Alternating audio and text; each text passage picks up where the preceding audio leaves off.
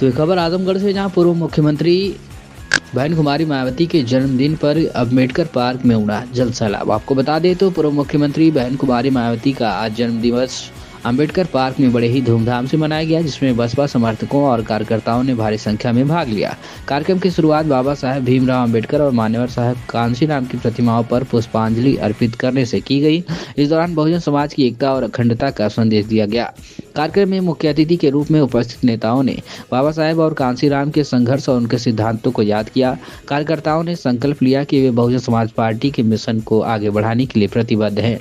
वहीं इस मौके पर पूर्व सांसद डॉक्टर बलिराम ने मीडिया से बातचीत करते हुए कहा कि 2027 के विधानसभा चुनाव के लिए रणनीति तैयार की जा चुकी है। उन्होंने विश्वास व्यक्त किया कि इस बार बहन कुमारी मायावती को मुख्यमंत्री बनाने के लिए सभी कार्यकर्ता एकजुट होकर काम करेंगे।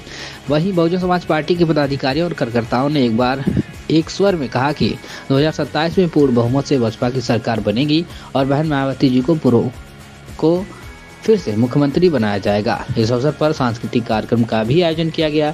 उसमें वक्ताओं ने अपने अपने विचार रखे और बहन मायावती को जन्मदिवस पर उनको शुभकामनाएं दी। पहले तो आप सभी मीडिया बंधुओं का बहुत बहुत आभार कि आप लोगों के माध्यम से एक जन जागरूकता कार्यक्रम जो जन जन तक पहुंचता है, इसके लिए आप लोग बहुत आभारी के पात्र हैं और धन्यवाद के पात्र हैं। मेरा नाम कर्मवीर आज़ाद, मैं आजमगढ़ मंडल प्रभारी बहुजन समाज पार्टी नया नियुक्त किया गया। आज बहन जी के 69वें जन्मदिन पर आप क्या संकल्प ले रहे हैं?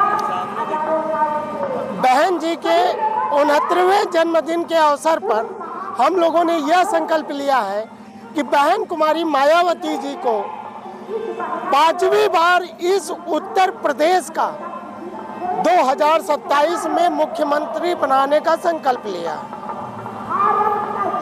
आज के दिन आप जनता को क्या संदेश देना चाह रहे हैं?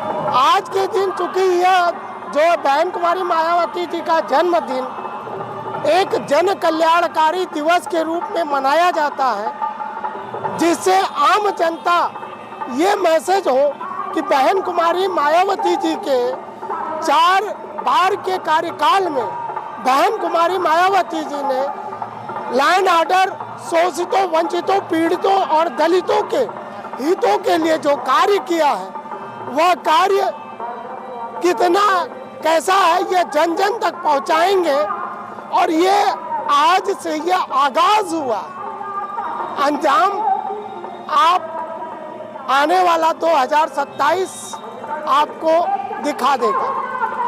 इस समय सारी राजनीतिक पार्टियां बाबा साहब और संविधान को लेकर चल रही हैं, इसके बारे में आपका क्या कहना है? देखिए, अब बाबा साहब, अब किस बाबा साहब, हर लोग अपने अपने ढंग से अम्बेडकरवाद का विश्लेषण कर रहे हैं।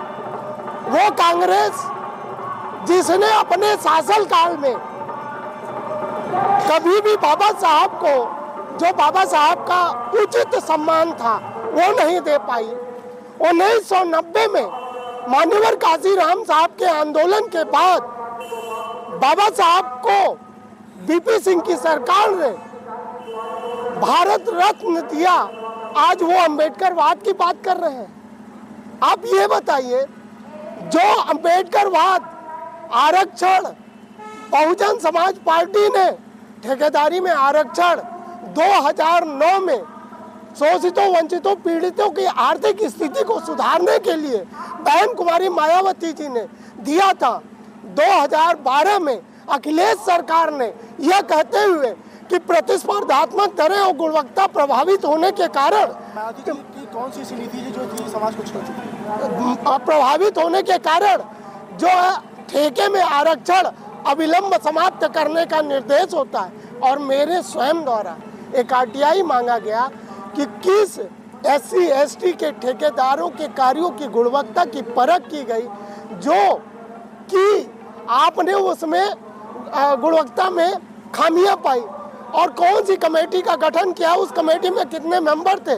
तो PWD से स्पष्ट रूप से लिख करके आया, ऐसा किसी कमेटी का गठन नहीं किया गया। बिना किसी जांच के आप किसी वर्ग के ऊपर इतना बड़ा आरोप लगाए। आपने ठेकेदारी में आरक्षण को समाप्त किया। आप ये सोचिए, उसके बाद प्रमोशन इन रिजर्वेशन सेक्शन 8A का बिल संसद में, सदन में किसने पढ़ा? आपके समाजवादी पार्टी के एक वरिष्ठ सांसद ने सदन में सेक्शन 8A का जो प्रमोशन इन रिजर्वेशन का बिल फाड़ा। वो बात करेंगे अम्बेडकरवाद की, आरक्षण की, ठीक। और भारतीय जनता पार्टी जिसकी मानसिकता ही अम्बेडकरवाद के विरोध से शुरू हुई हो, अब वो करेंगे अम्बेडकरवाद की, जिसने बाबा साहब डॉक्टर अम्बेडकर को शुरू से भगवान बनाने के लिए षड्यंत्र कर रही है। राम का उन्होंने एक नारा दिया, जग में प्यारे दो ही नाम, बाबा साहब जय श्री राम। बाबा साहब को 11वां अवतार बनाने का षड्यंत्र भारतीय जनता पार्टी निरंतर कर रही है। ये अमित शाह का दिया गया बयान ये पूरी तरह से सोची समझी रणनीति है, क्योंकि हमारे लोग पोलराइज होंगे। वो चाहते हैं बाबा साहब डॉक्टर अम्बेडकर को भगवान बनाना, और वो निरंतर इस प्रयास में जारी है। वो नहीं चाहते कि हमारे लोगों को शिक्षा मिले, चिकित्सा मिले, अवसर मिले। ये लोग हमेशा जो है हम लोग को शिक्षा, चिकित्सा और अवसर से वंचित रखने का ये षड्यंत्र निरंतर भारतीय जनता पार्टी, RSS और विश्व हिंदू परिषद करती रहती है। सर, आज बहन जी का बर्थडे है, क्या कहेंगे इस उपलक्ष्य में? देखिए, आज माननीय बहन कुमारी मायावती जी का जन्मदिन है। इस जन्मदिन के मौके पर हम लोग कोई न कोई हमेशा संकल्प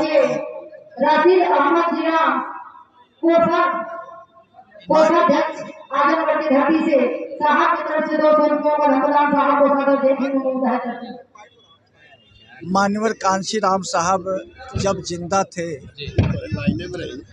तो उसी समय से माननीय बहन कुमारी मायावती का जन्मदिन बहुजन समाज पार्टी को मजबूत करने के लिए आर्थिक दिवस के रूप में वो मनाते रहे हैं। लेकिन जब बहन कुमारी मायावती जी 1995 में जब मुख्यमंत्री बनी, तब से लेकर के अब तक हम बहन जी के जन्मदिन को जन कल्याण दिवस के रूप में हम लोग मनाते हैं। और उनके जन्मदिन पर हम लोग यही संकल्प लेते हैं कि हम लोग संघर्ष करके गांव-गांव में बहुजन समाज के मिशन और मूवमेंट को, जिसको बाबा साहब डॉक्टर अम्बेडकर ने, मान्यवर कांशी राम साहब ने आगे बढ़ाया था, उसी मूवमेंट को लेकर के आज बहन जी चल रही हैं। तो हमारा मूवमेंट ये साबित करेगा, जब हम बहन कुमारी मायावती जी को इस देश की शासन सत्ता पर काबिज नहीं करा देंगे, तब तक हम लोग चैन से बैठेंगे नहीं। बात उत्तर प्रदेश की हो रही है कि दिल्ली की?